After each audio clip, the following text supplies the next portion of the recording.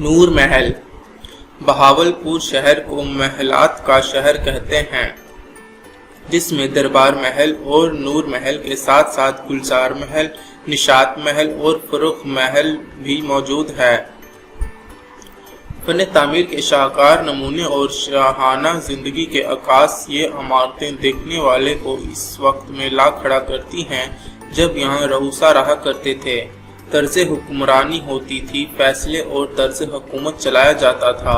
ایسا ہی ایک شاندار محل نور محل بھی ہے، جو شاید سب محلوں میں سر فہرست ہے۔ یہ شاندار محل نور محل 1872 سے 1875 میں تعمیر کروایا گیا۔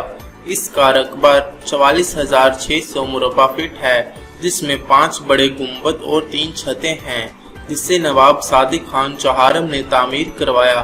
کہتے ہیں جب اس کی بنیادیں کھودی گئی تو خصوصی دعا کا اہتمام کیا گیا اور اس کی بنیادوں میں سکے ڈال کر تعمیر شروع کروائی گئی، اور اس کے تعمیر بھی باقی عمارتوں کی طرح ماش کی دال، ماش چاول، چونے اٹسن اور چکنی مٹی سے گارا بنا کے کی گئی۔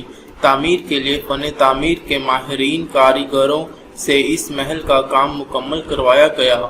پھر اس کو مزید منفرد بنانے اور اس کے خوبصورتی کو چار چاند لگانے کے لیے یہاں موجود فرنیچر، فانوس وغیرہ فرانس، انگلینڈ اور اٹلی سے منگوائے گئے۔ محل کے بارے میں ملنے والے تاریخ اور شواہد بتاتے ہیں اس دور میں اس شاندار محل کی تعمیر کے لیے 12 لاکھ کی لاگت آئی۔ نور محل کے وسطی حصے میں ایک نہایت وسیع ہال ہے۔ چھتوں اور دیواروں پر نقاشی کا خوبصورت کام ہے۔ جب ریاست بہاولپور قائم تھی تو ہال میں ایک چبوترا تھا، اس پر چاندی کی کرسی نواب صاحب کے بیٹھنے کے لیے لگائی گئی۔ ہال اور دوسرے کمروں کی دیواروں کو ولیان ریاست کی تصاویر سے مزین کیا گیا۔ یہ محل ریاست کے آخری دور 1955 تک بطور سرکاری مہمان خانہ استعمال ہوتا رہا۔ یہیں پاکستان کے دوسرے وزیر اعظم خواجہ ناظم الدین نے اپنے دورہ بہاولپور کے دوران قیام کیا، اور نواب صادق محمد خان خماس نے ان کے اعزاز میں گارڈن پارٹی دی تھی۔ جب 1956 میں ریاست بہاولپور کا انضمام پاکستان میں ہوا اور نور محل کو محکمہ اوقاف نے اپنی تحویل میں لے لیا، 1971 میں اسے لیز پر پاک آرمی کے حوالے کر دیا گیا۔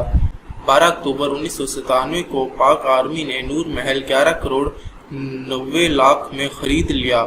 بعد ازاں مرکزی ہال کو بحال کر کے عوام کے لیے کھول دیا گیا۔ ستمبر 2001 میں محکمہ آثار قدیمہ نے اسے تاریخ آثار میں شامل کر لیا۔